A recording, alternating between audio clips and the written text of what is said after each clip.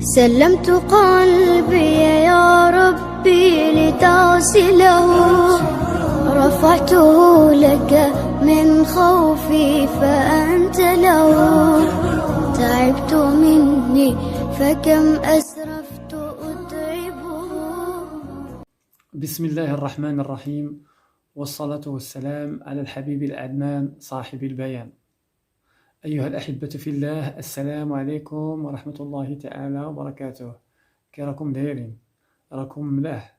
نتمنىكم إن شاء الله تكونوا ملاح كاملين. مازال غادي نهضروا على الصيام لأن فيه شلة ما يتقال. البارح ودعنا رمضان، واليوم خاص كل واحد فينا يطرح واحد السؤال مهم جدا، واللي هو: واش استفدت من رمضان أم لا؟ من أي ناحية؟ من جوج نواحي، من الناحية الشرعية ومن الناحية الصحية. فمن الناحية الشرعية، واللي هي مهمة جدا، فكي ولات علاقتك مع الله سبحانه وتعالى من الناحية العقائدية ومن الناحية التعبدية.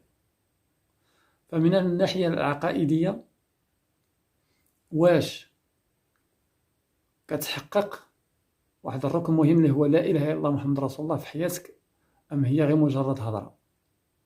يعني لما تقول لا إله إلا الله كتعني أنك خصك تبعد من السحر. لما تقول لا إله إلا الله كتعني أنك خصك تبعد من الشرك، سواء كان خافي أو جلي. إذا كانت كلمة لا إله إلا الله في قلبك، فهذا كيعني أنك تبعد على مظاهر اللي تؤدي بك إلى الشرك. إذا كانت لا إله إلا الله في قلبك، فمعناه لما يكون النداء الله أكبر،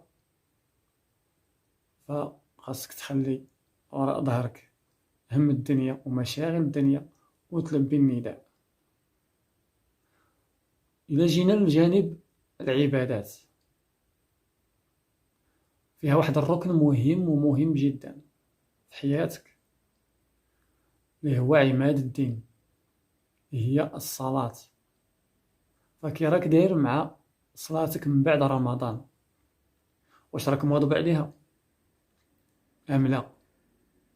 واش راك تجمعها؟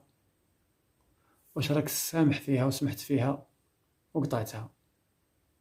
واش راك تصليها باطمئنان أم أنك كتصليها بالخف وانت جربان؟ كي راك داير مع الصدقة؟ كاين شي كرم؟ واش كتاخذ بيد الفقير المعدم؟ واش كتكرمه بداكشي اللي كرمك الله سبحانه وتعالى واخا بالقليل؟ أو النفس ديالك ما كتسخاش أنها تمد لله سبحانه وتعالى؟ كل هذه أسئلة الإجابة عليها عندك أنت. هذا من الناحية الشرعية. هرانا رواح قولنا واش استفدت من الناحية الصحية. الإجابة عندك أنت. فإذا كنت فوت رمضان بواحد النظام غذائي صحي كيعتمد على الطبخ المنزلي، الأساس دياله هو زيت الزيتون، الطبخ بزيت الزيتون، وتبعد من عدو الإنسان الحقيقي اللي هو زيت المائدة، ومن المواد المصنعة أو الصناعية والمواد المعلبة والمشروبات الغازية، وتعتمد على طبخ مثلا طبخ طاجين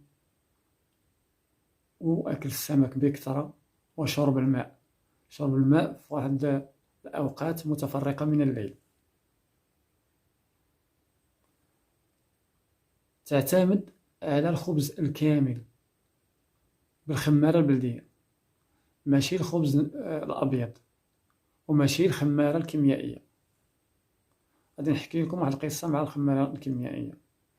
كنت من قبل كناكل والفترات متباعدة كناكل خرينغو بغرير، كل ما ناكله إلا كيوجعني في الكرش ديالي.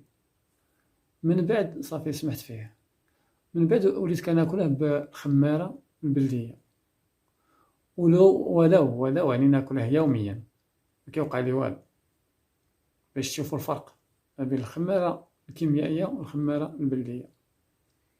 إلا قدرتوا تعتمدوا على الخمارة البلدية راه فيها واحد الخير كبير وكبير بزاف، وكتساعد على تخفيف بزاف نتاع الأمراض.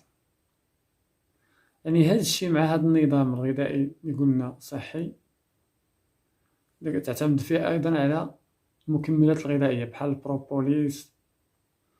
البروبوليس وغذاء الملكات، وتبعد من السكريات، من السكر الأبيض. هذا السكر هذا هو راه خطر وخطر جدا. كما قلت مع هذا النظام الغذائي الصحي خاصنا ما نساوش واحد الفكرة اللي هي مهمة، وهي أن المائدة ديالك في رمضان في الليل ما خصهاش تكون متنوعة. الإنسان كيحط واحد المائدة عامرة فيها جميع أشكال الأكل، لا، خصها تعتمد على وجبة أو وجبتين بالأكثر، ماشي بالنهار صايم وبالليل كتاكل حتى للتخمة. يعني ما غاديش تستافد من رمضان، لأن الأصل في رمضان هو الجوع، باش الخلايا الحية تاكل الخلايا الميتة، هكذا يستافد الجسم ديالك. شلا ناس غادي يقولوا لي ايوا حتى فات رمضان عاد راك تهضر لنا المواضيع هذه، راه مازال ما فاتش الوقت، لأن عندك الفرصة طيلة السنة. فالإنسان اللي ما استافدش لا شرعيا ولا صحيا من رمضان، فراه عندك الفرصة أنك تدارك وتغير هذاك السلوك ديالك المشين، لا من الناحية الشرعية ولا من ناحية النظام ديالك الغذائي.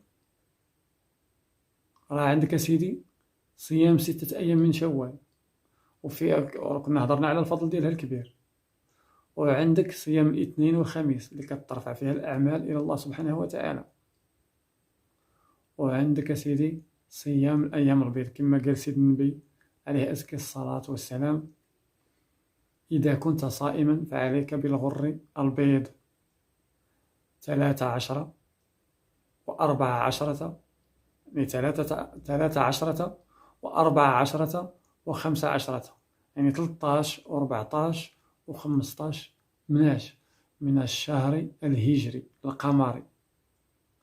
علاش تسمت بالأيام البيض؟ لأنها كتكون بيضاء بالضوء.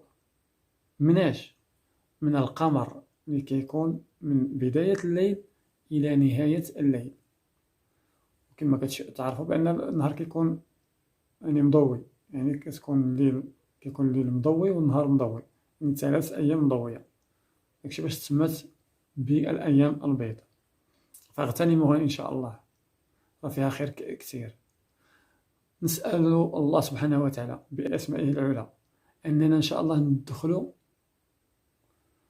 من باب الريان، باب الصائمين إن شاء الله جميعا. نتمنى الله سبحانه وتعالى ما يحرم حتى واحد منا، من جميع المسلمين. إذن هكذا نكون كملت هذا الفيديو، على أمل أنني نلتقي بكم في فرصة جديدة إن شاء الله. ومازال غادي نهضر على رمضان، ولكن هذه المرة من عيون أجنبية، كيفاش كينظر الغرب لرمضان.